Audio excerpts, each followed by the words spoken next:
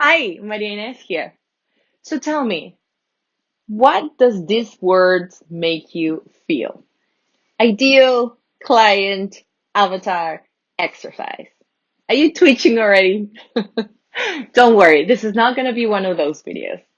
What I will talk to you about is why is it so important for you to realize that you are already doing stuff in your brand to attract or repel those ideal clients who you think you know.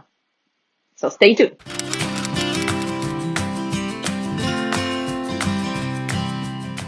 So why do I think it's not useful for me to just walk you through another client avatar exercise?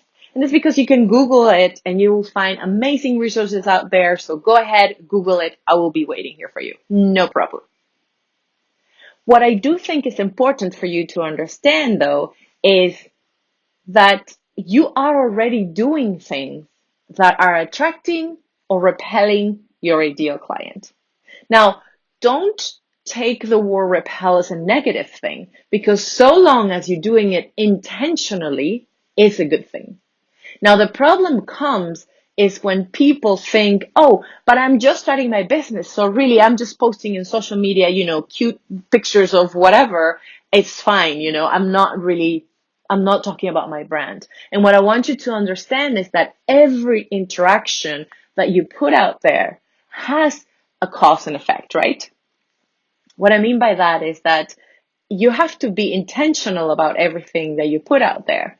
And once you understand the impact that what you're putting out there has on the people that you're trying to attract or repel, then it's fine. So I don't want you to think that this is a rigid process and that means that, from now on I cannot be spontaneous. No, no, no, absolutely. It's actually the opposite. The more you are aware of what your brand positioning is, your brand language, your brand everything, the more you're clear on that, the easier and the more spontaneous everything is going to become. Because you will know, oh, by saying this, by doing that, by posting over there, I will have this and this and this and this effect. So do you see how different this is? And this is why really understanding your ideal client avatar is so important for.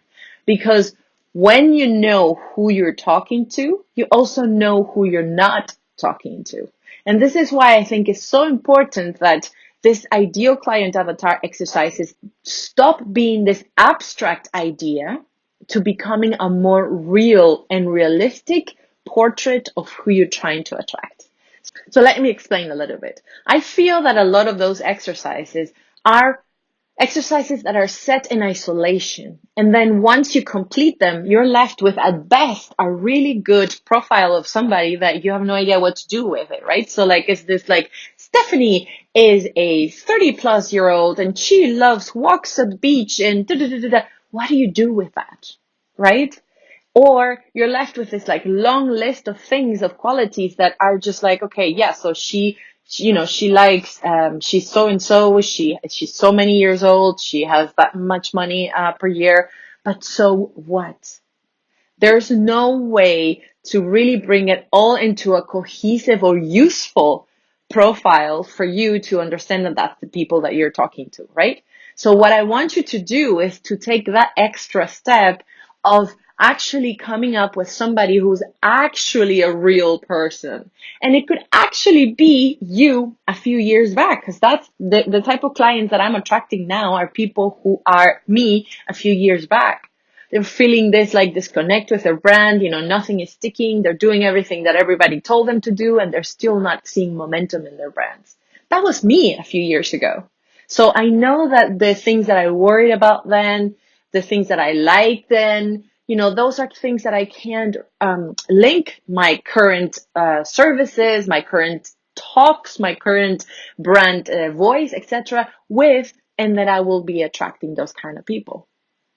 Now, on the flip side of that is the people I want to repel. And I mean repel in a good sense of the word. I don't mean it in a mean way. I mean people who are not ready for my services and products and etc. And those are people who are starting out.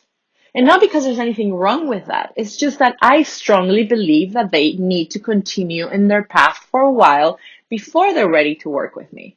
So when I speak the language of, listen, if you're looking into investing in a brand photography, then know that it is an investment, right? And I mean that in time and also in resources.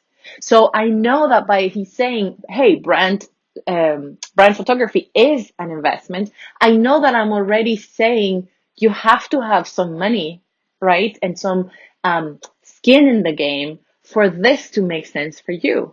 Because if you're just starting out and you don't know what your brand stands for, you don't know who you're talking to, you don't know what the color or the logo or whatever of your brand is, then it doesn't make sense for me to offer you my brand photography services, right? That's just not who I am. I'm not going to force you to spend money on something that is not going to be useful tomorrow. So that way I'm speaking to them. I mean, I have other things that I can show them and I can help them with to get to that point. But my point is that in the way that I talk, in the way that I position my brand and my services, I am attracting certain type of people and I am detracting or repelling certain other kinds of people. So you see how different that is from saying, these are the people I'm talking to and these are the people I don't want to talk to, as opposed to being an abstract idea of, yeah, so what do you do with it? So I really want you to look at your ideal client avatar. If you haven't done it, just Google them. I swear there's so many amazing exercises out there that you can do. But start thinking about when you do the exercise, think about, maybe a person maybe as I said, you a few years back, so that maybe you can start putting together a more realistic and more useful profile of the people that you want to attract and not attract. And the other thing is, don't make this too complicated. Don't overthink it too much. One thing that is important is that I would recommend that you do one client avatar for your brand, so overall, but also use different ones for products, for services, for everything that you have, because basically it doesn't mean that the people who are attracted to my brand will be attracted to every single offer I have, or that every product that I may offer is relevant to person X, Y, or Z, right? So keep them separate. It's not going to be one person fits all. And then you'll start seeing like all the qualities that they have. And then next week, what we're going to do is I'm going to help you see how you can bring them both together into a beautiful harmony that will become your brand. So any questions, any comments, put them below. I'm super curious about what comes out of this, and I'll see you in the next one. And don't forget to subscribe, click the little bell so that you're notified when I post new things. All right, see you later.